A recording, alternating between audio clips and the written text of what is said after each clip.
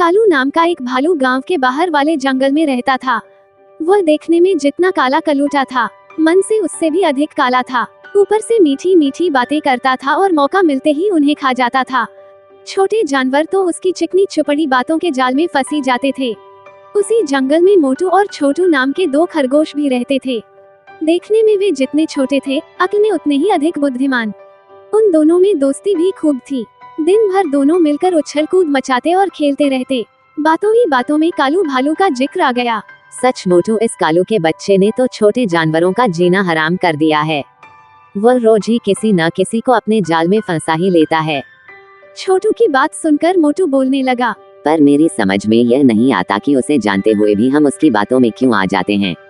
तुम्हारी बात तो ठीक है मोटू, पर अपने साथियों के बचाव के लिए हमें कुछ न कुछ तो करना ही चाहिए। लेकिन छोटू, हम कर भी क्या सकते हैं।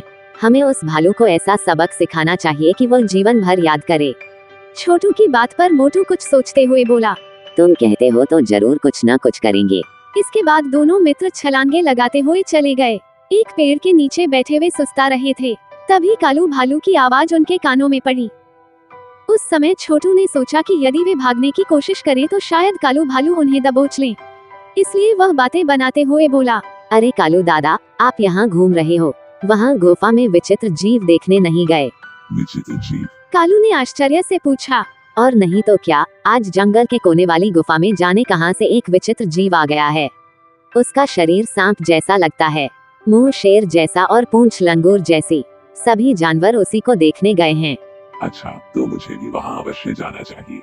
कालू भालू बोला। कालू भालू वास्तव में ही उनकी बातों में आ गया था। वो उन्हें फांसने की बात भूलकर गुफा में आए विचित्र जानवर को देखने के लिए मुड़ने लगा।